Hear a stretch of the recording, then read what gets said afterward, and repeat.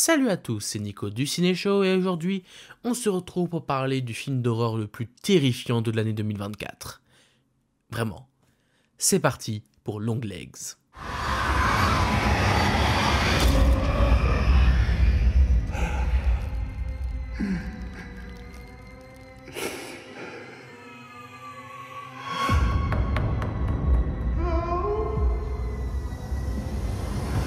Alors, Long Legs, c'est un film que j'attendais énormément de découvrir cet été, puisque c'est un film qui a eu une campagne de promotion particulièrement bonne. Puisque pour ceux qui n'auraient pas forcément suivi tout ça, parce que c'est vrai que tout le monde n'est pas forcément au courant, il y a eu des vidéos qui ont été postées par le distributeur américain Neon, distributeur américain du film du coup, parce qu'en France c'est distribué par Metropolitan, et en fait il y a eu des petites vidéos qui ont été dévoilées hors contexte. On savait pas du tout ce que c'était. C'était juste des vidéos extrêmement flippantes autour d'un appel téléphonique entre une standardiste et un père qui disait que sa fille n'était plus sa fille, etc. Enfin bref, un truc très très flippant avec des images perturbantes. Il y en a eu plusieurs des comme ça avant qu'ils balancent les trailers. Et c'est tellement efficace pour créer un vrai sentiment de curiosité, en tout cas, vraiment on a envie de savoir ce que c'est. Et les teasers et la bande-annonce, je crois que en termes de pure bande-annonce, on en avait parlé sur mon émission Avenir Ciné que je vous invite à découvrir en live, c'est vraiment l'une des bandes-annonces les plus flippantes que j'ai vues. Mais vraiment, ça fait extrêmement peur, une ambiance musicale et visuelle qui directement te marque, et du coup j'avais qu'une hâte, c'était de découvrir ce film. Si le film était aussi réussi que le teaser, on aurait le droit clairement à l'un des films d'horreur les plus flippants que j'aurais vu ces dernières années. Donc vraiment, pour vous dire à quel point je trouvais les teasers très réussis, et que j'avais vraiment très très hâte de découvrir ce film, qui est donc réalisé par Oz Perkins, qui est d'ailleurs je crois le fils de l'acteur qui jouait le meurtrier, enfin le psychopathe dans Norman Bates dans Psychose, donc c'est aussi marrant, donc je vous partage cette anecdote. Et au casting, on retrouve Maika Monroe dans le rôle principal, mais aussi un Nicolas Cage dans le rôle du tueur. Voilà, donc ça promet quelque chose d'assez particulier, sachant que, je vous précise, c'est pas du tout comique comme film, hein, parce qu'on pourrait se dire avec Nicolas Cage en tueur en série, ça peut être un peu bizarre, mais je vous garantis qu'on passe pas un moment très rigolo devant ce film, parce que l'histoire de Long Legs, c'est un tueur en série qui tue, ou du moins qui est responsable de la tuerie de plusieurs familles, dans des circonstances très mystérieuses, vraiment proches de l'occultisme presque. Il y a tout un truc là-dessus où on se demande est-ce que c'est vraiment paranormal ou est-ce que c'est vraiment juste un tueur complètement psychopathe. Et on va suivre l'enquête policière du personnage de Maika Monroe, qui est donc le personnage principal, sachant que il va y avoir des secrets qui vont être révélés, des potentiels liens entre différents personnages, et le but ça va être d'enquêter, de découvrir la vérité et de bien flipper. Voilà, globalement. Et donc, qu'est-ce que j'en ai pensé de ce film, parce que j'avais vraiment d'assez grosses attentes sur ce projet. Eh bien, j'ai été terrifié. Mais alors, complètement terrifié. Pour vous le dire, à chaud, en sortant de la séance, je pensais, et d'ailleurs je pense même encore à l'heure actuelle, que c'est l'un des films d'horreur qui m'a le plus terrorisé de ma vie. Mais vraiment, je ne dis pas ça, c'est pas des paroles en l'air ou quoi que ce soit. Après, j'ai pas non plus... Voilà, ça reste mon avis personnel, et peut-être que certains en auront un autre et qui trouveront le film pas du tout flippant. Mais pour vous parler très honnêtement, c'est un film qui m'a profondément terrifié par ses effets, ses effets de mise en scène, par son ambiance, par son scénario et par tout ce qui nous était montré. C'est un film extrêmement malsain, extrêmement perturbant, extrêmement... Ah, ça met vraiment mal à l'aise, et c'est ce que je recherche aussi quand on va voir un film d'horreur, après tout. C'est pour ça que, du coup, je crève l'abcès. Pour moi, c'est une immense réussite. C'est vraiment l'un des meilleurs films d'horreur que j'ai pu voir dans ma vie. C'est tellement bien fait sur tous les aspects, et au-delà de ça, c'est clairement l'un des meilleurs films que j'ai vu cette année. Meilleur film d'horreur sûr, pour l'instant en tout cas. Mais même au-delà de ça, c'est l'un des films qui m'a le plus fait quelque chose cette année. Ça me fait vraiment quelque chose en sortant de la salle, et je vais essayer de vous expliquer pourquoi j'aime autant ce film, pourquoi il m'a autant fait peur. va y avoir des choses à dire. Tout d'abord, pour ce qui est du casting, c'est du très bon. L'actrice principale, Maika Monroe, est excellente dans son rôle, aussi endurcie au niveau de son personnage que par moments, quelques moments de fragilité, mais elle le joue vraiment très très bien, elle a vraiment un charisme naturel très très bon, et elle attire naturellement aussi de la sympathie pour son personnage, et ça rend d'autant plus les scènes assez angoissantes quand on s'inquiète en tout cas un petit peu pour elle, et quand on va en apprendre plus sur son passé, ça va d'autant plus nous intriguer et nous faire frissonner. Et pour ce qui est du reste du casting, il n'y a vraiment aucune fausse note je trouve dans le casting, mais surtout Nicolas Cage en tueur en série, assez quelque chose. C'est vraiment quelque chose. Autant, peut-être que certains trouveront qu'il est légèrement dans le surjeu. C'est possible. Moi, je ne trouve, ce que je vous dis, moi, je ne trouve absolument pas qu'il soit mauvais dans ce rôle. Je trouve au contraire que c'est peut-être l'un des rôles les plus forts qu'il ait fait depuis très longtemps. Parce que déjà, il est maquillé d'une façon très particulière, très blanchâtre. Je vais pas trop en dire parce que le film révèle son aspect assez tard, donc je vais pas trop vous révéler exactement tout ce qui se passe autour du personnage, mais il a un physique particulier, une façon de se mouvoir, une façon de parler aussi, qui est extrêmement perturbante, qui me met vraiment mal à l'aise, à vrai dire. C'est aussi rendu bien aidé par la mise en scène qu'on va évoquer juste après, mais rien que la performance de Nicolas Cage dans ce film est terrifiante. Vraiment, ce mec est taré. Ça marche du tonnerre.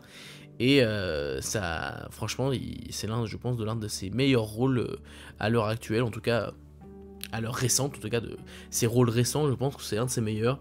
Il m'a vraiment scotché, il est terrifiant, voilà. Donc, du côté du casting, que j'aurais compris, déjà, pour moi, c'est un sans faute. Ils sont tous excellents. Pour ce qui est de l'histoire, elle est vraiment très très bonne. C'est pas ça qui va vraiment faire complètement le sel de l'intrigue, parce que je pense que cette histoire-là, donnée dans les mains d'un autre réalisateur, ça aurait donné un film sympathique. Tout à fait sympathique, mais c'est pas non plus le film le plus renversant, même si je vais rien vous dire au niveau du scénar. J'ai envie que vous soyez surpris, parce que le film révèle pas du tout dans ses bandes annonces de quoi ça parle exactement, en dehors de l'enquête autour du tueur en série. Je vous dirais juste qu'il y a quelques surprises. Des surprises vraiment où on se dit ok, c'est particulier, mais pourquoi pas. Et tout l'acte final, on va dire les 20 dernières minutes où on commence à avoir quelques éléments de réponse par-ci par-là, ça serait peut-être pas passé si c'était un autre réalisateur, mais je sais pas, la façon dont il raconte cette histoire et ce dénouement et ces différentes révélations et toute cette partie finale dans une sorte de petite maison, c'est vraiment à la fois terrifiant, fascinant, la façon dont l'intrigue se développe et la façon dont elle donne quelques indices sur le déroulé du film. Il y a plein de petits éléments qui reviennent plus tard et qui sont très intelligemment placés.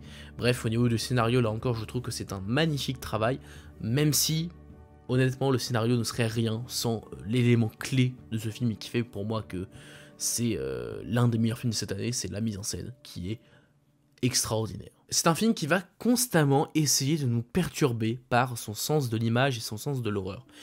Déjà, je vous conseille, pour niveau salle de cinéma, si vous avez le choix entre plusieurs salles ou plusieurs écrans, je vous recommande de voir le film dans un écran complet. C'est-à-dire format télé un petit peu, parce que le film alterne entre des images avec des bandes noires et des images au format carré, ce qui a un vrai sens dans le film, hein. Je vous le dis d'avance, c'est hyper intéressant et hyper intelligent comme choix, mais si jamais vous pouvez privilégier un écran complet, comme ça vous pouvez alterner entre les images en bande noire et les images carrées complètement qui prennent tout l'écran, ce sera un petit peu mieux qu'une salle de cinéma où c'est projeté avec les bandes noires, ce qui fait que du coup les bandes noires elles sont légèrement rétrécies et c'est un poil moins impressionnant. C'est ça qui est un petit peu dommage quand on fait ce genre de film avec ces ratios-là.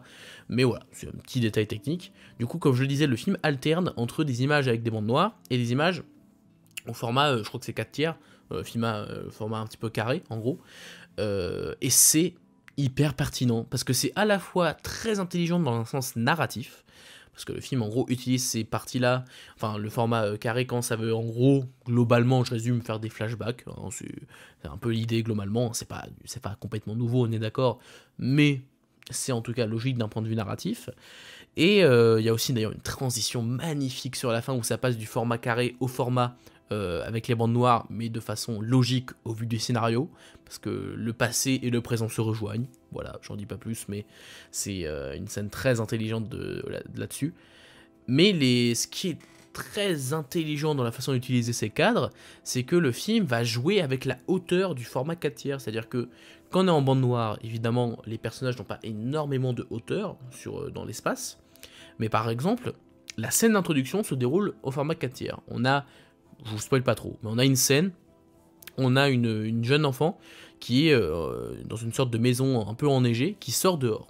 Et en fait, il se trouve qu'elle va rencontrer ce qu'on pense être, en tout cas, le tueur. Voilà, donc le tueur qu'on voit pas, en fait. C'est ça toute la génie de cette scène, c'est qu'en fait, on nous montre la scène, on montre différentes parties de la maison, etc.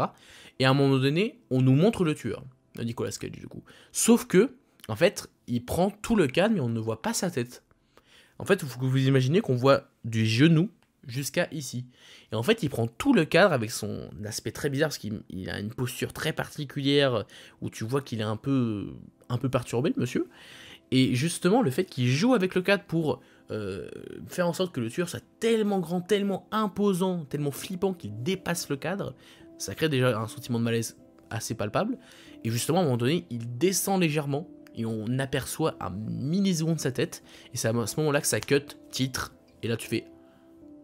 Ah ouais, c'est assez flippant, voilà. Je vous ai juste raconté ça, je raconte que le début, parce qu'après ce sera un petit peu abusé de tout vous révéler, mais rien que cette scène d'intro m'a mis assez mal, parce que c'est ultra maîtrisé, même en termes d'ambiance sonore, de pure ambiance sonore, mais le design sonore de ce film est terrifiant. Il y a des bruits, il y a des sonorités, la musique, elle te met mal constamment, t'es constamment en stress, t'as la chair de poule, mais constamment, il n'y a aucun temps de répit, hein. Ne cherchez pas de l'humour, il n'y en a presque pas, et c'est normal, parce que ça aurait un peu détruit le truc, mais l'ambiance sonore de ce film est de manière générale ultra maîtrisée, et la mise en scène, voilà, je vous l'ai dit, elle joue sur les différents ratios de cadres, aussi bien bande noire que format 4/3, mais même au-delà de ça, il y a une photographie magnifique, mais magnifique là encore, ça joue avec le clair-obscur, avec des teintes orangées dans une maison, et à l'extérieur, parce que la fille en plus elle vit dans une maison,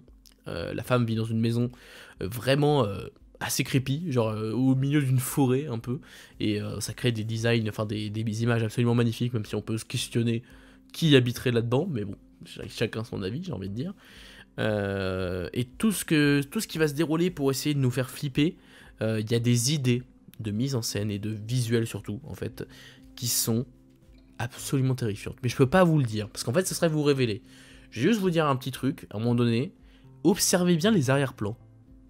Parce qu'il y a des moments où il y a des sortes de silhouettes, je vais pas trop en dire plus, des sortes d'apparitions.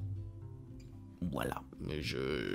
Notamment à un moment donné, il y a surtout une image, un plan où c'est clairement visible et ça te saute aux yeux sans pour autant que ce soit un jumpscare, parce que le film n'a presque pas de jumpscare. Je crois qu'il n'en a même pas, d'ailleurs. À part peut-être 2-3 effets sonores, mais justement le film repose entièrement sur son ambiance et sur l'aspect ultra glauque du film. Toutes les scènes finales où on commence à comprendre un peu ce qui se passe et à recoller les pièces du puzzle, je ne peux rien vous dire à part qu'il y a vraiment des images absolument qui te glacent le sang. Voilà, je peux rien vous dire de plus sans rentrer dans les détails. Moi j'ai vraiment pas envie de vous en dire plus. Déjà j'ai l'impression de vous avoir peut-être un peu trop dit sans que ce soit non plus abusé. La scène d'intro, bon c'est la scène d'intro donc ça va. 2-3 effets de mise en scène par-ci par-là. Je vous révèle pas du tout les révélations ou quoi que ce soit. Mais vraiment, je pense que je vais pas en dire beaucoup plus. Je vais conclure là-dessus. Longlegs, honnêtement, c'est rare qu'un film me fasse ça, mais j'étais pas bien. Devant ce film, je n'étais pas bien. J'étais terrifié de A à Z. C'est un film dont l'ambiance ne te quitte pas, que ce soit l'ambiance visuelle, sonore, l'interprétation, le scénario, les quelques éléments, il y a des images, le film joue constamment avec toi pour te perturber, pour te mettre mal, et c'est brillant. C'est brillant de bout en bout. Si c'est pas l'un des meilleurs films d'horreur que j'ai vu de ma vie, ce qui est sûr, c'est que c'est un excellent, mais vraiment un excellent film d'horreur. au minimum. C'est vraiment, je pense, le meilleur film d'horreur de cette année largement, même s'il y a eu 2-3 candidats sympas, je trouve vraiment que ce Longlegs met la barre extrêmement haute. Et vu que j'ai vu le film avant tout le monde en projection presse, je ne sais pas si tout le monde va le recevoir comme moi je suis en train de le recevoir. Ça se trouve tout le monde va dire que c'est nul et que c'est pas du tout flippant, je sais pas du tout. Mais honnêtement, hein, moi ça m'a mis extrêmement mal et c'est même l'un des films qui m'a mis le plus mal de toute ma vie. C'est... Vous le sentez je pense, hein, et puis j'y repense et puis je me dis que c'est un film qui m'a vraiment mis extrêmement mal. Et c'est donc un très bon film d'horreur, mais je pense pas que je le reverrai beaucoup de fois parce que ça m'a pas mal perturbé et ça m'a pas mal fait flipper. Pas mal fait flipper. Donc je ne peux que vous le recommander si il passe près de chez vous. Longlegs, c'est une petite claque. Voilà, je sais qu'il y en a qui n'aiment pas l'expression claque. C'est un excellent film. Ça, je vous l'assure. En espérant qu'il soit bien reçu. N'hésitez pas à me dire votre avis sur le film dans les commentaires pour savoir si vous avez aimé ou pas. Je serais très curieux de vous lire. Mais voilà, de mon côté, Longlegs, c'est ultra validé, c'est extraordinaire, c'est génialissime.